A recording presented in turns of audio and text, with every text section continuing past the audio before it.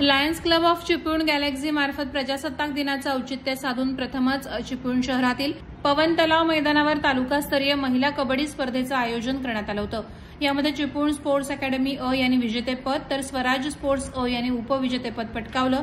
या स्पर्धेचं उद्घाटन डॅशिंग झोन चेअरमन डॉ निलेश पाटील आणि चिपळूण नागरी पतसंस्थेच्या व्यवस्थापक आणि चिपळूण लायन्स क्लबच्या सदस्या सपना यादव यांच्या हस्ते करण्यात आलं। यावेळी माजी नगरसेविका आणि राष्ट्रवादी अजित पवार गटाच्या शहराध्यक्ष आदिती देशपांडे, डॉ रश्मी पाटील, डॉ सुचिता पाटील, अंजली कदम, सोनल कारेकर, सुप्रिया गुरव, विद्या रेळेकर, रंजना कदम, डॉ सरिता दाभाडे, रवीना गुजर, सीमा चाळके, पद्मा ओली, रंजिता ओतारी, मुझफ्फर चिपळूणकर, नेहद्रा व्याघ्रांबर, डॉ कांचन मदार, हर्षा वाघुळते आदी मान्यवर उपस्थित होते। लायन्स क्लब चिपळूण गॅलेक्सीच्या अध्यक्षा MJF डॉ शमिना परकर यांच्या मार्फत चिपळूणात प्रथमच तालुकास्तरीय दमदार महिला कबड्डी स्पर्धेचं आयोजन करण्यात आलं होतं। या स्पर्धेत एकूण 7 संघ सहभागी झाले होते। यामध्ये स्वराज स्पोर्ट्स अकॅडमी चिपळूण अ, ब व क, महाकाली कुंभारली चिपळूण स्पोर्ट्स अकॅडमी अ आणि ब, श्रद्धा स्पोर्ट्स कापसाळ असे 7 संघ सहभागी झाले होते।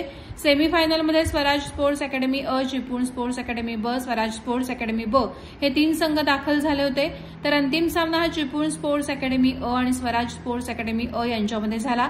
यामध्ये चिपळूण स्पोर्ट्स अकॅडमी यानं विजेतेपद तर स्वराज स्पोर्ट्स अ यांनी उपविजेतेपद पटकावलं।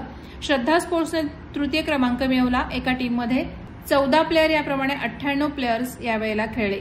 पंच ऋषिकेश ढगले, निलेश जाधव, समीर कालेकर, पूजा तांबट, राखी सकपाळ, अंकिता पवार या सर्वांचे चिपळूण लायन्स क्लबतर्फे यथोचित सन्मान करण्यात आला। स्पर्धेतील सर्व खेळाडूंना चहा, बिस्किट, एनर्जी ड्रिंक आणि जेवणाचं आयोजन केलं होतं। सर्व स्पर्धकांच्या पालकांनी लायन्स क्लबचे आभार मानले।